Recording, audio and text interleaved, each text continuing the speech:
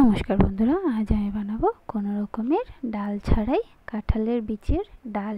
অনেকই দারুণ, আর সঙ্গে আমি অনেক কম সময়ে কাঁঠাল বিচি ছোলাও দেখিয়ে দিচ্ছি তোমাদের।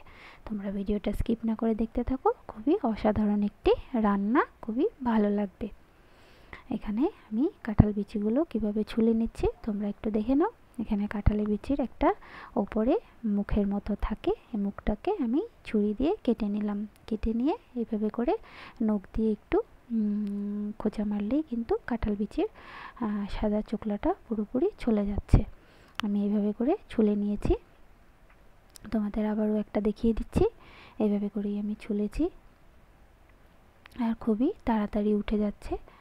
তারপরে লাল চোকলাটাও উঠানো তোমাদের দেখিয়ে দিচ্ছি।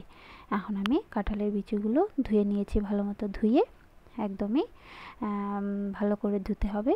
আর এখন এখানে আমি প্রেসার কুকারে দিয়ে দিয়েছি, একদম বাড়িয়ে দিয়ে একটা সিটি মারবো। সিটিটা সঙ্গে সঙ্গে খুলে দেব। আর আমি এখানে দিয়ে দিয়েছিলাম একটু খাবার সোডা। এক সিটি মারাতেই দেখো কাঁঠালের ওপরের লাল চোকলাটাও পুরোপুরি উঠে যাচ্ছে।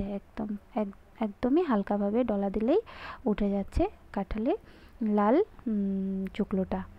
আমি সবটা উঠিয়ে নিয়েছি এভাবে করে। উঠিয়ে নিয়ে এখন আমি ভালো মতো ধুয়ে নেব। একটু কষলে কষলে ধুয়ে নিলেই পুরোপুরি সাদা পরিষ্কার হয়ে যাবে। লাল ছোলাটা মানে চোকলাটা দিয়েও রান্না করা যাবে, কিন্তু ডালটা লাল লাল হয়ে যাবে। তাই এইভাবে করে ছুলে নিলেই খেতেও ভালো লাগবে, দেখতেও ভালো লাগবে। আর সবাই বলে যেটা চোখে খায় সেটা মুখেও খায়। আমার এটা শাশুড়ি মাই বলতো, খুবই দারুণ একটি প্রবাদ বাক্য। তাই বললাম, যেটা চোখে খায় সেটা মুখেও খায়।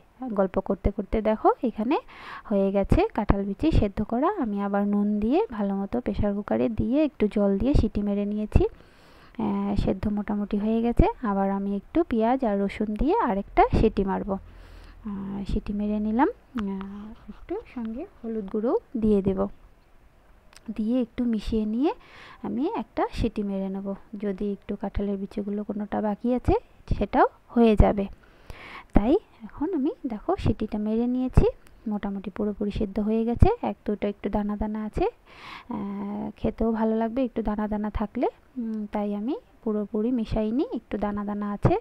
এখানে আমি সম্বারের জন্য নিয়েছি পেঁয়াজ কুচি, রসুন কুচি আর কাঁচা লঙ্কা। দিয়ে দিলাম তেলের মধ্যে কালো জিরে আর শুকনো লঙ্কা ফোড়ন।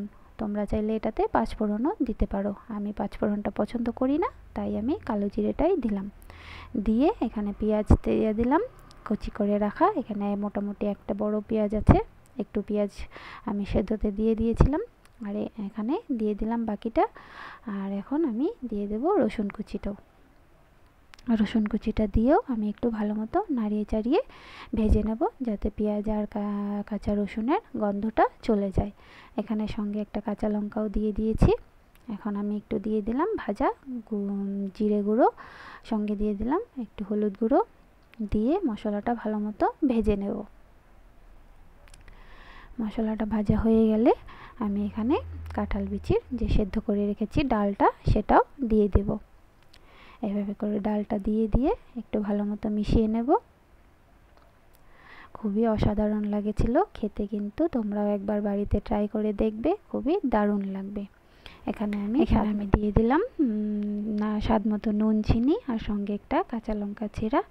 ডালটা এখন নামিয়ে নিলেই পুরোপুরি তৈরি। ভাতের সঙ্গেই খাও আর রুটি পরোটার সঙ্গেই খাও। খুবই অসাধারণ একটি ডাল রেসিপি।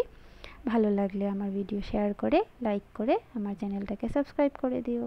আজকের জন্য টাটা বন্ধুরা, অন্য আরেকদিন আসবো নতুন আরেকটি ভিডিও নিয়ে। নমস্কার বন্ধুরা।